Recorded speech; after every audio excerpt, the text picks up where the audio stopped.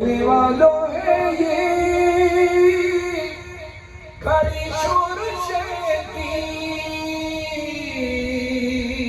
تدفین ہو رہی ہے امام حسین کی کوفے سے آئے پہلے جو سجاد میریا لاش حسین دیکھ کے آنسو ہوئے ہاتھوں کو جوڑ کر کیا بیمار نے بیان بابا تمہاری لاش کو ڈھونڈوں کہاں کہاں کیسے کفن دو لاش کو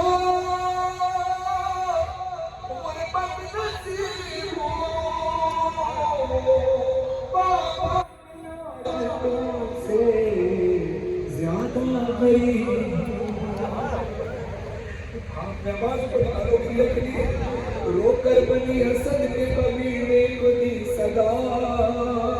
لاش حسین مل کے اکٹھا کرو ذرا اتنے لہر میں شاہ کی بیمار کربلا بولے پڑھوں میں کس طرح تلقین دیا خدا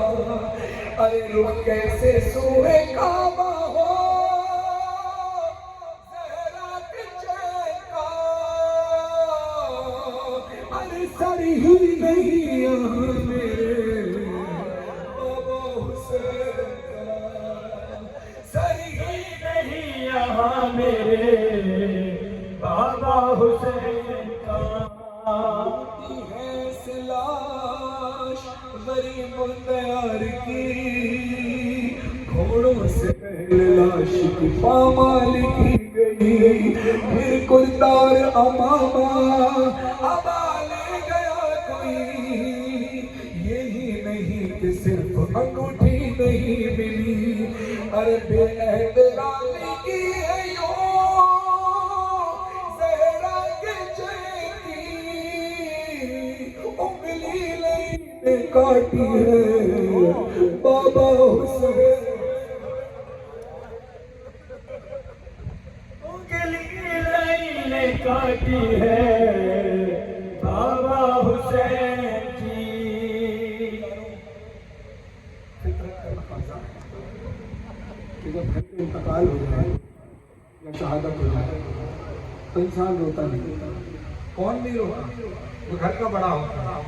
بچوں کے سامنے نہیں روتا کہ بچوں کو حوصلہ نہ دے مگر چھپ چھپ کے کہیں تو روتا ہے نا حسین جیسے ثابت علی اکبر کی لاش اٹھا کے لایا کوشش کی زینب سے آنسو چھپائے ام لیلا سے آنسو چھپانے علی اکبر کی لاش لائے ام رباب سے آنسو چھپائے عباس کا علم لائے سکینہ سے آنسو چھپائے مگر حسین نے دن بھر لاشیں تو اٹھائے ہیں نا لاش حسین جیسا صابر بھی جب وہ ہستی سامنے آ جائے جس کے سامنے انسان دل اپنا کھول دیتا ہے وہ ہستی ہے ماں جب حسین کی اجڑی ہوئی ماں مقتل میں آئی ہے تو حسین کا دل حسین کے دل پہ جو گزری ماں سے بیان کرنا شروع کر دیا خدا آپ کے والدہ کا سایہ آپ پہ قائم رکھے جن کی مائیں نہیں ہو تو لہین میں جگہ عطا فرمائے اداکاروں اپنی آواز کو گریے کے لیے ولن کرنا کیونکہ میں اب فضائل نہیں پڑھ رہا میں کوئی لیکچر نہیں دے رہا جو آپ نے سکون سے بیٹھ کر سنتا ہے میں مصائب پڑھ رہا ہوں مصائب میں ماتم ہوتا ہے یا گریہ ہوتا ہے یہی مقصد ہے حسین کے زداری میں آنے کا اگر میں آپ کو کوئی نصیحت کر رہا ہوں تو آپ بالکل خاموشی کے ساتھ سنیں مگر مجلس حسین کے اندر مصائب خاموشی سے نہیں سنے جاتے اگر آپ چاہتے ہیں کہ آپ کی نسل میں عزاداری جاری رہے تو آپ کو بھی رونا پڑے گا جیسے آپ نے فضائل پہ نعرے لگائے تو ہمارے چھوٹے چھوٹے بچے نعرے لگاتے ہیں اب یہ بچہ چھوٹا سا یہاں بیٹھا ہوگا کھڑا ہو کر اکیلے ہی ماتم شروع کر دے کیوں کیونکہ اس کے والد نے ماتم کیا ہوگا اس کی والدہ نے ماتم کیا ہوگا اگر آپ خاموشی سے سن بیٹھنا چاہتے ہیں فضائل اور مصائب کے اندر تو آپ بیٹھیے سکون سے بیٹھیے نہ روئیے مگر یہ بات یاد رکھیے گا جب آپ کا شعور جاگے گا اور آپ کے بچے آپ کے سامنے مجلس حسین میں خاموش بیٹھیں گے تب دل جب کٹے گا پھر افسوس مت کرنا اور رات کو جب سونے لگو تو یاد رکھنا کہ ایک ماں بقیہ سے آئی تھی ملتان میں مہمان صرف آنسو لینے آئی تھی اور ہم نے صرف تصویریں بنائی ہیں اور یوں بیٹھ کے صرف چہرہ دیکھتے رہے اپنے ذہن میں امام حسین کی کربلا لاؤ جو میں پڑھ رہا ہوں तो मकसद हुसैन रज़ादारी का मकसद अदा होगा। भले रोने जैसी शक्ल ही क्यों ना बनाओ, मगर रोने जैसी शक्ल बनाओ, आवाज़ रोने जैसी निकालो, ताकि पता चले कि इमाम हुसैन की रज़ादारी में हम बैठे हैं। मुल्ताना रज़ादारी के ज़रिए पूरी दुनिया में देखा जा रहा है, दुनिया को पता चलना चाहिए हुसैन के फ़ज़ाइल कैसे सुने जाते हैं और हुसैन के गम में रोया कैसे जाता है। आपकी मेहरबानी बेटा, आप बार बार खड़े ना हो, सुकून से बैठ जाइए। आप